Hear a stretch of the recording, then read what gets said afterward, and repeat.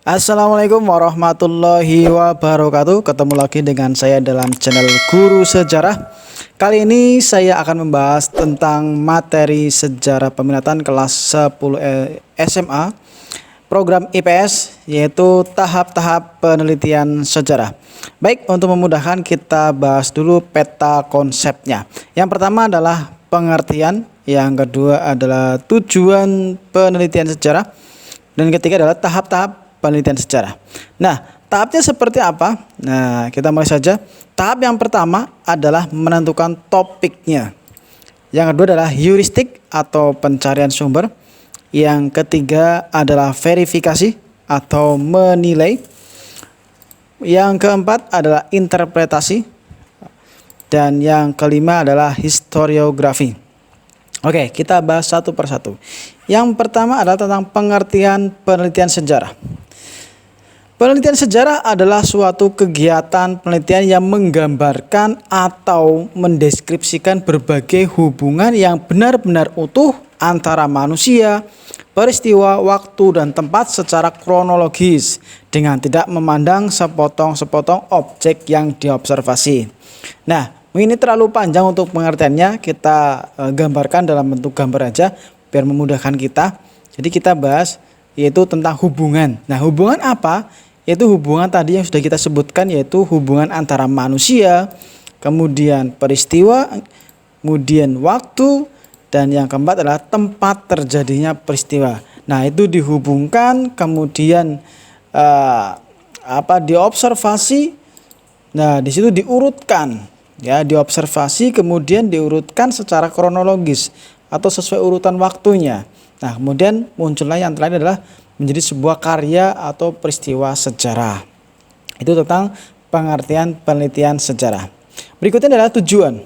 Nah, tujuan penelitian sejarah di sini memang sebagian besar berkaitan dengan masa lalu, di mana sebuah peristiwa sejarah dijadikan sebagai tolok ukur atau sebagai patokan untuk dijadikan sebagai pembelajaran di masa depannya agar sampai tidak terjadi suatu peristiwa yang sama atau mengalami kegagalan yang sama pada masa lalu. Bisa untuk memprediksi masa depan dan sebagainya. Itu tujuan penelitian. Intinya bagi peneliti sendiri sebenarnya adalah untuk mencari tahu. Dia meneliti sebuah peristiwa, tentu saja dia ingin mencari tahu peristiwa tersebut. Seperti apa kejadiannya. Itu untuk bagi penulis sendiri seperti itu. Untuk mencari tahu. Nah, kemudian yang berikutnya kita bahas satu persatu tadi tentang tahapan penelitian. Yang pertama adalah tahap menentukan topik. Ini adalah tahap yang paling awal, yang paling krusial, di mana seorang peneliti atau sejarawan harus menentukan topik terlebih dahulu. Nah, harus ditentukan topiknya. Kenapa harus menentukan topik? Karena untuk memudahkan peneliti dalam pencarian bahan-bahan atau sumber-sumber sejarah yang akan diangkat dan diteliti. Nah, agar lebih terarah lagi. Jadi, agar lebih terarah dalam mencari sumber-sumber sejarah. Nah, dalam penentuan topik di sini ada beberapa unsur yang perlu diperhatikan. Di sini yang unsur pertama adalah bernilai. Maksud bernilai di sini adalah bahwa topik tersebut itu mempunyai nilai, punya sesuatu yang penting untuk diangkat dan bermanfaat bagi masyarakat sekitar. Itu maksudnya bernilai. Dan yang kedua adalah keaslian atau orisinalitas. Maksud dari orisinalitas maksudnya di sini adalah topik tersebut adalah hal sesuatu yang baru, penemuan baru, belum pernah ada sebelumnya dan diangkat karena adanya hipotesa baru. Nah, bukan karena plagiat atau mencontek dari karya yang sudah ada. Nah, ini maksud dari keaslian atau orisinalitas. Yang ketiga adalah praktis dan efisien. Maksudnya di sini adalah praktis dalam pencarian sumbernya atau bahan-bahannya, yaitu mudah diperoleh, kemudian erat kaitannya dengan topik yang akan diangkat. Dan yang keempat adalah kesatuan. Maksudnya di sini ada untuk kesatuan adalah bahwa unsur-unsur yang dijadikan bahan penelitian itu mempunyai satu kesatuan ide, mempunyai satu ide yang sama sehingga mengerucut pada topik yang akan diteliti. Itu untuk unsur-unsur dalam pemilihan topik.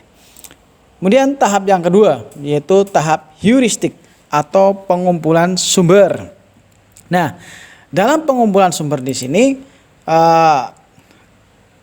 peneliti berusaha mencari sumber-sumber sejarah yang sesuai dengan topik yang akan diteliti. Nah, agar searah atau nyambung dengan topiknya.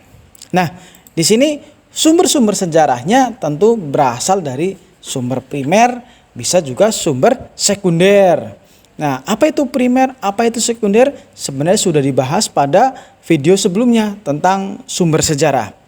Nah, kemudian berikutnya adalah bahwa pencarian sumber tadi itu ada tempat-tempatan tersendiri yang menghasilkan bentuk dari sumber sejarah tadi. Misal yang pertama adalah perpustakaan. Nah, perpustakaan itu menawarkan sumber sejarah berupa sumber tertulis. Nah, dan jenisnya itu sumber sekunder. Kebanyakan karena berupa buku-buku, ya, buku-buku, sehingga itu termasuk jenis sumber sekunder dan tertulis. Kemudian untuk kantor arsip. Nah, kantor arsip bisa ke arsip daerah atau arsip nasional, itu banyak, dan di sini juga jenisnya adalah sumber tertulis. Nah, namun bentuknya berupa sumber primer. Nah, kalau untuk arsip-arsip kebanyakan adalah sumber primer. Kemudian yang ketiga adalah kantor pemerintah. Ini juga menyediakan sumber sejarah bentuknya tertulis. Nah, yang keempat ini yaitu lokasi penelitian. Ini menyediakan sumber sejarah berupa berupa sumber lisan. Nah, sumber lisan bisa itu saksi sejarahnya, bisa itu tokoh sejarahnya, bisa itu benda-benda yang berkaitan dengan peristiwa sejarah. Makanya di sini untuk lokasi penelitian itu banyak memberikan berupa sumber lisan dan sumber benda, dan tentu saja adalah sumber primer. Nah, saya contohkan, saya memilih topik tentang peristiwa proklamasi. Nah, ketika saya memilih tema atau topik peristiwa proklamasi, maka saya harus mencari sumber-sumbernya yang akan saya angkat untuk mendukung topik tersebut. Nah, saya contohkan yang pertama adalah tentang peristiwa bom Hiroshima dan Nagasaki. Kemudian yang kedua adalah Rengas Dengklok. Nah, ini sebagai peristiwanya, penculikan Soekarno dan Hatta. Dan yang ketiga adalah perumusan teks proklamasi di rumahnya Laksamana Maeda. Dan yang terakhir adalah tentang pembacaan teks proklamasi. Nah, ini sumber-sumber ini kalau dilihat adalah sumber yang disusun secara kronologis, urut dari awal kekalahan Jepang yaitu di bom atom kota Hiroshima dan Nagasaki, kemudian terjadi penculikan peristiwa Rengas Dengklok, kemudian adalah proses perumusan teks proklamasi sampai dengan pembacaan teks proklamasi oleh Soekarno Hatta. Nah, di sini adalah secara kronologis itu tentang heuristik atau pengumpulan sumber. Yang berikutnya, yang ketiga, itu tentang verifikasi atau kritik sumber. Nah, verifikasi atau kritik sumber adalah memeriksa dan menilai sumber-sumber sejarah yang telah dikumpulkan. Nah, tadi sudah melalui tahap heuristik, sudah dikumpulkan semua sumber-sumbernya, tinggal dikritik. Nah, dikritik sumber-sumber tadi itu. Nah, kira-kira relevan atau tidak dari sumber-sumber tadi. Nah, di sini kita gambarkan saja dalam bentuk diagram. Nah, verifikasi itu ada dua tahap, yaitu melalui atau menilai dengan cara dilihat dari kritik ekstern atau dilihat dari luarnya. Nah, atau kritik ekstern, dilihat dari luarnya. Nah, di situ ketika menilai kritik ekstern, ya, menilai luarnya, di sini dilihat adalah bagian luar dari bahan yang digunakan untuk membuat sumber tadi. Nah, bisa dilihat dari bahan kertasnya, kemudian bentuk tulisannya, tintanya, itu dilihat apakah asli atau tidak. Nah, kenapa? Kritik ekstern ini fungsinya adalah untuk melihat keaslian dan keotentikan bahan tadi. Nah, itu bisa dilihat secara detail dari bahannya. Kalau misalkan saya contohkan berupa teks proklamasi, ketika dipegang bahan kertasnya itu ternyata bahan kertas HVS, berarti itu keasliannya bisa dipertanyakan. Nah, berarti tidak asli, mungkin adalah itu turunan. Nah, seperti itu. Makanya untuk kritik ekstern adalah untuk melihat keaslian dan keotentikan dari luarnya, yaitu bahan, tulisan, dan sebagainya. Nah, yang berikutnya yang kedua adalah kritik intern. Nah, intern berarti melihat, menilai bagian dalamnya, isi dari sumber sejarah tadi.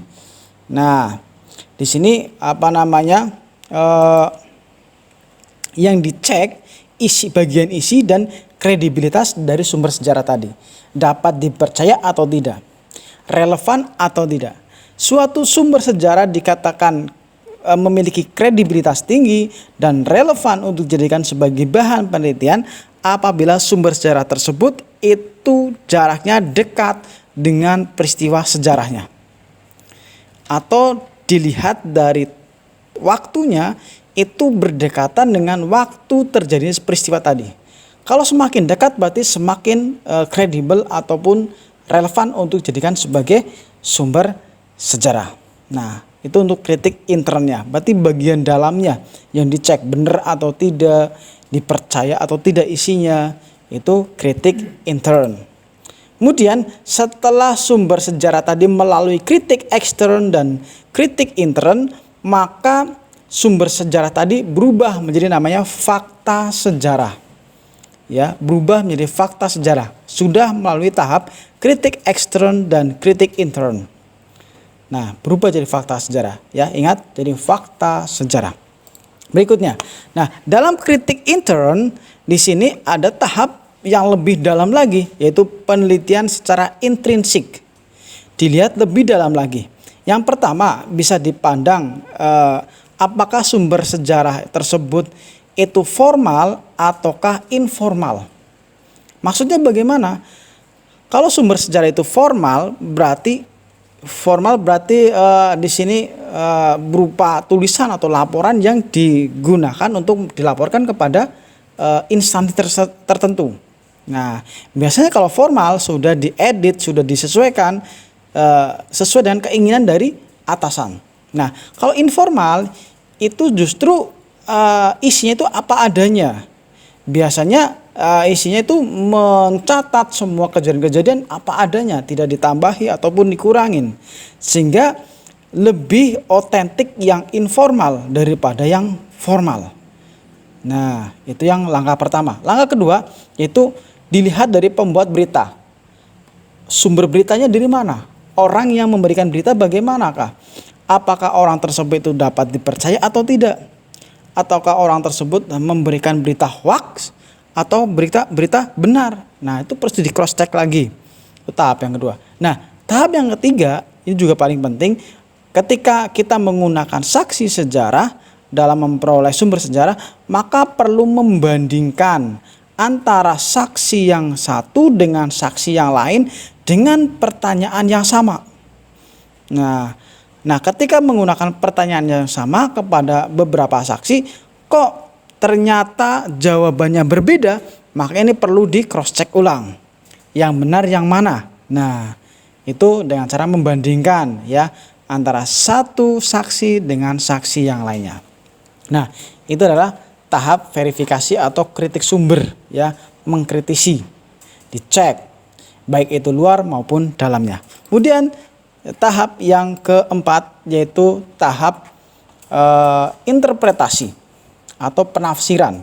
Di sini maksudnya bahwa interpretasi merupakan menafsirkan fakta sejarah dan merangkai fakta tersebut menjadi suatu kesatuan yang harmonis dan masuk akal. Nah, maksudnya bagaimana? Kita cek lebih mudahnya dalam berupa gambar. Nah, ada fakta 1, ada fakta 2, fakta 3 sampai fakta keempat. Nah, fakta-fakta ini yang tadi sudah melalui tahap interpretasi, verifikasi sebelumnya, Kemudian di tahap interpretasi, kemudian fakta-fakta tadi itu kemudian dihubungkan antara fakta yang satu dengan fakta yang lainnya, itu dihubungkan, ya, dihubungkan, kemudian ditafsirkan dan dirangkai menjadi sebuah potongan peristiwa yang masuk akal. Disusun, dirangkai menjadi sebuah potongan atau fragmen peristiwa yang masuk akal. Nah, itu tahap interpretasi. Nah, untuk jenis interpretasinya di sini ada dua, yaitu yang pertama adalah interpretasi analisis, yaitu menguraikan sumber sejarah. Maksudnya menguraikan di sini, misalkan saya contohkan, apabila ada seorang peneliti menemukan sebuah dokumen tentang wajib militer. Nah, ketika dibuka dokumen tersebut ternyata daftar-daftarnya orang-orang tersebut berasal dari berbagai macam suku. Nah, jadi bisa dilihat atau bisa dianalisis, ternyata wajib militer itu menyeluruh, tidak memandang suku, agama dan sebagainya. Nah, itu tahap analisis, ya. Kemudian yang kedua yaitu jenis interpretasi sintesis, yaitu menyatukan sumber sejarah. Maksudnya yaitu saya contohkan, apabila seorang peneliti menemukan dokumen ataupun peristiwa, ada sebuah perang, kemudian ada sebuah mobilitas umum, kemudian ada lagi tentang penurunan dan penaikan jabatan, ada demonstrasi dan sebagainya, itu kemudian disintesiskan, disatukan, ini disimpulkan, oh ternyata adalah sebuah revolusi. Di tempat tersebut terjadi sebuah revolusi. Nah, itu namanya sintesis atau menyatukan. Jadi jenis interpretasi ada dua, yaitu analisis dan sintesis. Nah, sebagai catatan penting di sini bahwa dalam tahap interpretasi itu apabila tahap ini ingin menghasilkan yang bagus, tahap yang bagus, maka di sini yang perlu dituntut adalah kemampuan membaca sumber. Kan di sini kita lihat bahwa untuk mencari sumber tulisan-tulisannya ada yang berbahasa Indonesia, ada yang berbahasa Jawa kuno, ada yang berbahasa Inggris dan sebagainya. Maka otomatis dituntut untuk para peneliti pandai ataupun pintar dalam membaca sumber dengan berbagai macam jenis bahasa.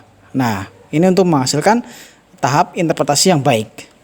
Yang kedua yaitu sebisa mungkin menghindari subjektivitas dalam penulisan sejarah. Kenapa? Tahap interpretasi adalah tahap yang paling rentan adanya subjektivitas atau pandangan dari peneliti itu sendiri. Jadi usahakan dalam tahap ini seobjektif mungkin. Kurangi subjektivitas dalam sejarah, walaupun pasti dalam sejarah ada subjektivitas dari penulisnya. Cuma dikurangi, ya, dikurangi. Usahakan apa adanya sesuai dengan sumber yang didapatnya. Cuma subjektivitasnya dikurangi. Nah, ini dalam tahap interpretasi atau penafsiran. Kemudian langkah terakhir yaitu tahap historiografi atau penulisan sejarah. Nah, setelah melalui tahap pengumpulan sumber, sudah diverifikasi baik itu kritik intern, kemudian ekstern, sampai kemudian diinterpretasi, kemudian masuk tahap akhir yaitu tahap menyajikan, yaitu berupa historiografi atau penulisan sejarah. Nah, maksud di sini adalah untuk memudahkan bahwa penulisan sejarah itu ibarat menyusun sebuah puzzle, yaitu di sini saya contohkan ada sebuah puzzle, yaitu puzzle ini atau diibaratkan sebagai fakta-fakta sejarah yang saling terpisah. Nah, kemudian puzzle tadi atau fakta sejarah tadi kemudian disusun kemudian dirangkai menjadi sebuah karya yang jelas, menjadi sebuah alur cerita sejarah yang jelas. Nah, menjadi sebuah karya sejarah yang jelas, yang memiliki arti, memiliki alur yang kronologis. Nah, itu adalah tahap tentang historiografi. Demikian tentang pembahasan tahap-tahap penelitian sejarah. Terima kasih. Assalamualaikum warahmatullahi wabarakatuh.